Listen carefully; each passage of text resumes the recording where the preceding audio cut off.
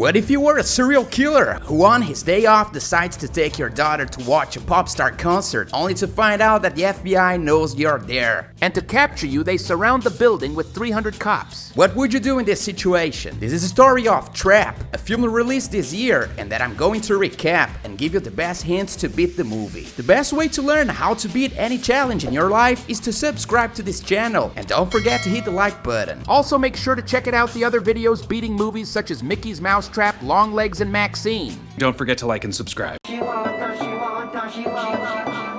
The movie begins when we meet father and daughter, in this case the fireman Cooper and young Riley, who arrive at the Lady Raven's concert, basically the Taylor Swift from this universe, who the girl absolutely loves. Has Riley got several A's in school, Cooper buys the tickets. The problem starts when they enter the arena, as Cooper sees an unusual number of police officers surrounding the place. This disturbs him to the point that he can't stop looking at them. Cooper then decides to drink Pepsi and eat a pretzel with his daughter, asking her if her friends from school have called Riley to have some fun out. The girl says no and looks sad, mainly since the leader of the gang named Jody keeps posting pictures on social media to make Riley feel jealous. Anyway, the show starts, but as Cooper is not into modern pop, he decides to take a leak. That's when the guy opens a suspicious app on his phone, where he sees a guy tied up by chains, which seems to give Cooper a lot of excitement. He washes his hands, and that's when something sinister happens, as he notices an old creep lady staring at the mirror next to him. This seems to bother Cooper, so the guy closes his eyes, thus making the crazy woman disappear. When leaving the toilet, Cooper comes face to face with Jody's mother, a beggar chick who says that she's talked to her daughter, so that she can resume her friendship with Riley. However, Cooper doesn't want to know about this boring gossip girl memento and goes back to Riley. Lady Raven takes a breath from the performance to eat some cornflakes, giving time for people to relieve themselves. That's when we see Cooper and Riley in the souvenir shop. The girl wants a t-shirt, which has just sold out. However, the salesman named Jamie says that the stock guys will bring more soon. Cooper then uses his charm to ask the guy why there are so many cops at that show. And Jamie, being a first-class gossiper, reveals that the FBI found out that a serial killer named the Butcher was going to be at that concert. With this information, the police set a trap to catch him, surrounding all the exits with several cops. According to Jamie, the only possible way out is through the dressing room, which the public, for obvious reasons, does not have access to. This bothers Cooper beyond measure, since, as you've probably guessed, he is the Butcher. Cooper then begins to test the police plan, and tells his daughter that he's in the mood to eat a burger, which allows him to check if there's any breach in the police perimeter. In order to do this, he pushes a drunk young woman down the stairs, and tries to flee with his daughter while the police offer help. The problem is that the SWAT arrives at the same time, blocking the exit. With nothing to do, he returns with Riley to the concert, and without waiting, he sees another opportunity to flee. In this case, when the rapper comes up from the underground, as he was supposed to sing with Lady Raven. Cooper notices that he can use the passage to escape, and tries to convince Riley to go in there to get access to Lady Raven. However, the girl says that they can't do that, and tells the guy that he's acting very strange. He then says that he's going to buy the t-shirt for Riley, and offers to help Jamie to pick up the shirt in the stock. The salesman asks what the guy does for a living, and Cooper says he's a firefighter. This kinda gains the trust of Jamie, who reveals that all employees need an access code to be able to leave the arena. This interests the serial killer, who once again uses his charm and asks what Jamie's code is, which he replies with Hamilton. Not only that, but Cooper steals Jamie's access card without the salesman noticing. This gives access to rooms reserved for employees as Cooper walks to an emergency exit. He soon realizes that the place is a dead end, as several cops are there for a briefing, which means that the exit is also blocked. Cooper then pretends to be an employee, and even shows a police officer where the sugar is. As he can't escape through there, the guy steals a police radio to hear the conversations between the cops. The problem is that Jody's mother is a pain in the neck, as she stops Cooper again. The beggar then demands that the guy convince Riley to get closer to her tyrannical friends. However, Cooper tries to give an excuse, but the woman raises the tone, which unfortunately captures the cops' attention, who approach this scene. That's when Cooper gets lucky, as the FBI agents start chasing a random guy who tries to flee the arena. Anyway, Cooper agrees with the woman to get everyone for a pizza on the weekend, thus managing to get rid of the beggar. Cooper then puts the police radio around the ear and listens to the conversations between the FBI agents. According to the footage of the places where Cooper left his victims, the FBI knows that the Butcher is a tall guy who also has a tattoo on his wrist, which makes our steam serial killer very concerned. The guy then borrows a bracelet without consent to cover his tattoo and watches the police remove potential suspects to have a quick chat. At this time, Cooper could have sit down to cover the fact that he's a tall man, especially when the FBI is identifying suspects through the arena's cameras, so it's just a matter of time until he gets interrogated as well. Screw that, because he listens a woman saying that the runaway guy from before was wanted for theft, and that he ended up despairing when he saw the police. Therefore, the butcher is still at large. Cooper lies to his daughter again, saying that he forgot the card at the clothing store and tells her to meet him outside if they run apart. He then approaches a fire alarm with the intention of causing a distraction that will make everyone leave the arena in a hurry. However, at the same moment, he listens to police operation boss saying that the butcher has already realized that he's trapped, and also states that he will try to make a bomb threat or pull the fire alarm. According to her, if something like this happens, the police should only let the women and children through. Cooper gives up on doing this, and in this situation could have passed himself off as a woman if he could buy a wig and makeup at the souvenir shop. It would be difficult for him to go unnoticed due to being a tall guy, but it might be worth trying as a last option. Another idea would be for him to stay hidden inside the arena until the concert was over. For example, in a toilet. He could have also disguised as a cleaner, especially considering that he had the access card to reserved areas. Screw that, because he prefers to overheat oil bottles inside an industrial grill, which unfortunately causes very painful burns in one of the restaurant employees. This distracts the police, giving the guy time to grab an apron and open a door that gives access to the roof. The problem is that the area is also being guarded as a cop asks what he's doing there. Cooper poses as one of the restaurant employees and says that he was very shaken by the supposed colleague being burned by the oil, explaining that he had to go out to get some air. However, the law enforcement officers are smart and asks what the secret code is. Cooper thinks fast and replies Hamilton, which convinces the authorities. Before Cooper is able to leave the roof, the cop also asks to see the card that was given to the employees before the show started, something that Jamie had not mentioned before. As Cooper is a lucky bastard, he finds a wallet inside the apron with the requested card. After getting away with this, Cooper asks who is the woman in charge of the hunt, and the cop answers, saying she's a profile analyst who has managed to capture 10 serial killers in the past, and also comments that the whole operation was her idea. Look, if Cooper is wearing the apron, knows the safe word, and on top of that also has the access card, why the hell didn't he leave the arena through the front door posing as an employee? Back in the arena, Cooper sees the creepy old lady from before. She stares at him, as Cooper does the same, as if there was no one else there with them. However, the woman disappears again, and Cooper returns to his daughter. Riley comments that the pop star usually calls a fan to dance with her, which, according to the girl, is customary in all shows. This also gives access to the backstage, the only place where the police are not watching. Knowing this, Cooper gets desperate for Riley to be chosen and starts a conversation with one of Lady Raven's employees,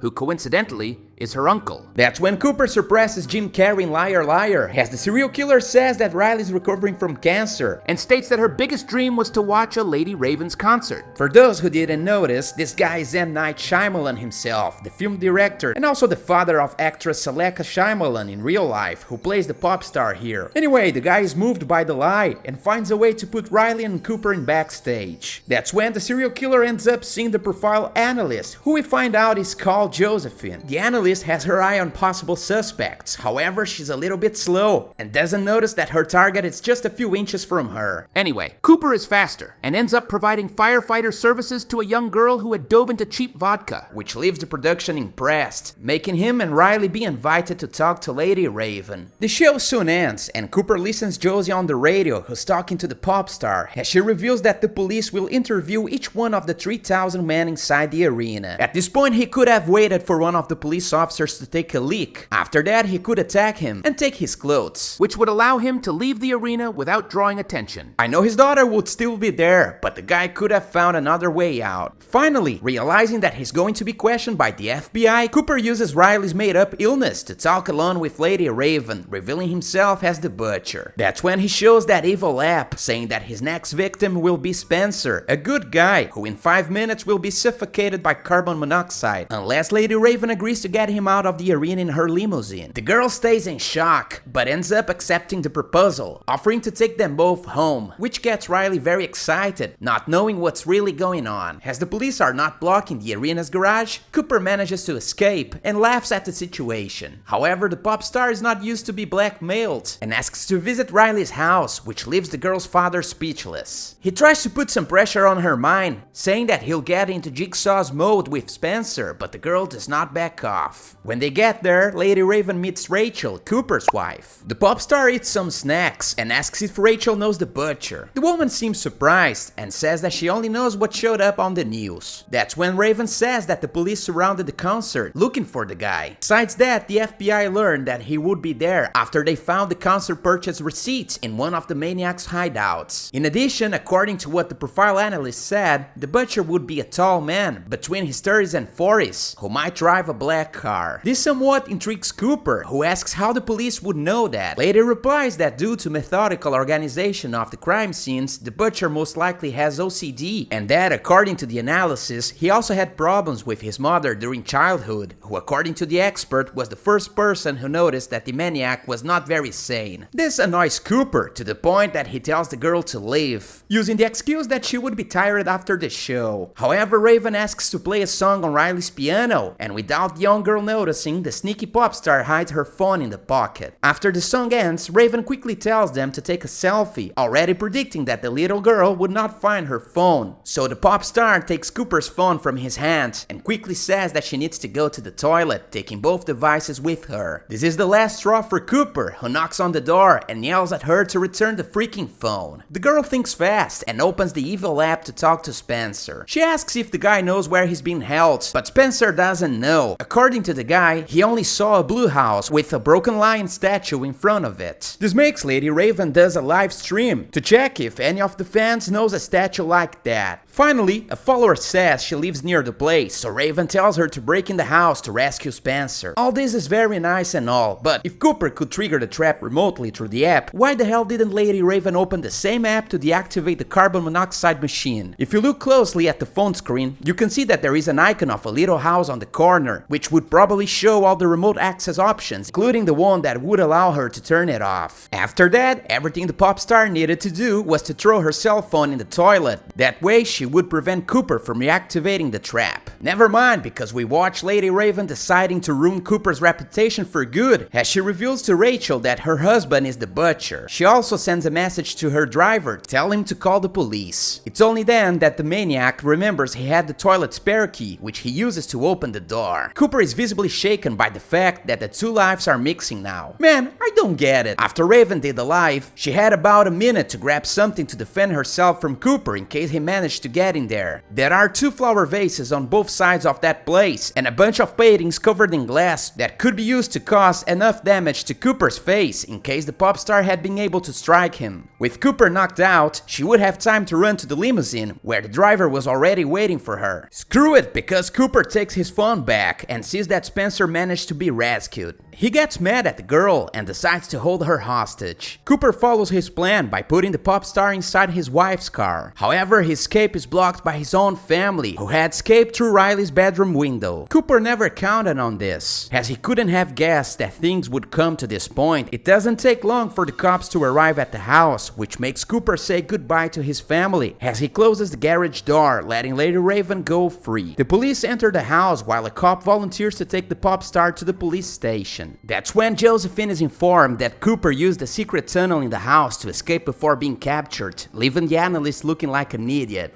Guess who is the police driving the limousine? Cooper himself. Apparently the man is above the FBI average IQ, and disguise has a SWAT agent to go unnoticed. The serial killer says that he will take revenge on the girl for ratting him to his family, as he handcuffs Lady Ravens to the limousine door. However, Cooper's intelligence was only present during the concert, and I say this because he simply becomes the dumbest serial killer I've ever seen. He could have turned on the driver's seat window lock, but no, he doesn't do that, thus allowing the girl to break break the support where the handcuff was attached, who opens the window to ask for help from pedestrians. The crowd recognizes Lady Raven and therefore surround the limousine, preventing Cooper from leaving the place. Man, in this video I'm helping everyone, including the villain, who at that time should have speed up the car and play some bowling with pedestrians. After all, the police already know his identity, so things have already gotten out of control. So running away in this situation is the best thing to do. Never mind, because Lady Raven manages to escape, and within minutes the police surround the car. When I was watching the movie, I asked myself during that scene, is Cooper related to Casper the Friendly Ghost? I mean it, because it's not possible, man. He just spots Lady Raven's merch clothes inside the limousine, manages to get dressed, and even gets out of the car without the police or the pedestrians noticing.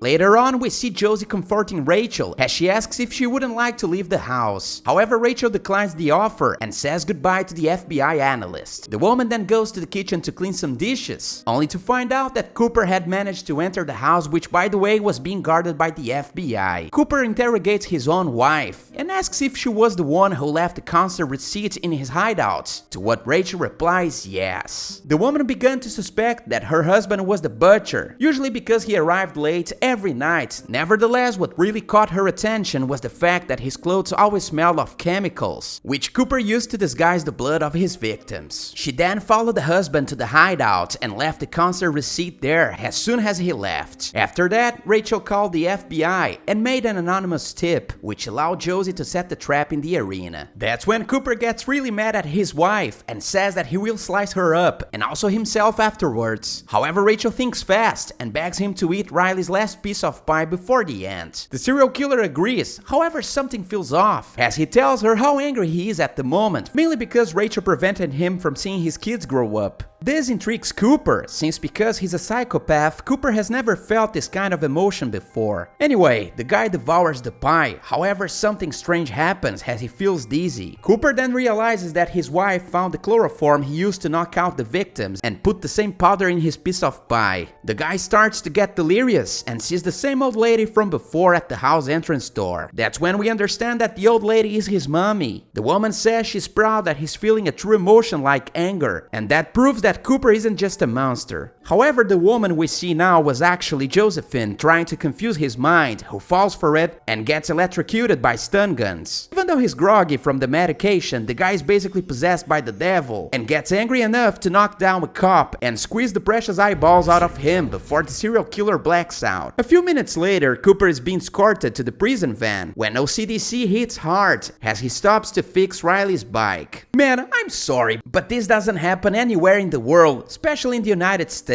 Cooper would never been allowed to touch anything he could use as a mechanism to escape, so the cop should have held his arms until the guy was inside the van. Screw that, because he still gets the courtesy of saying goodbye to Riley. We find out that Cooper ended up taking one of the bolts from the bicycle wheel, which he uses to open the handcuffs. He then laughs at the camera, as he will probably be able to escape now. Trap had bad reviews from critics, but ended up earning some good marks from the public. Could have been better if Shyamalan had restricted the plot to Cooper trying to get out of the show, since that's the high point of the story and creates enough tension for us to get involved. As positive points, I can mention the innovation of the plot in bringing the villain's perspective instead of showing a random detective going after him, which has already been done in several other films. In addition, Josh Hartnett's performance is impressive, as the actor manages to transition from a normal dude to a cold-blooded psychopath in a matter of seconds. The worst point of the movie is the third act, since this cat and mouse dynamic doesn't work for me. If you look closely, the first half is based on reality, since Cooper works hard to escape the arena. However, in the second half, the guy basically becomes MacGyver.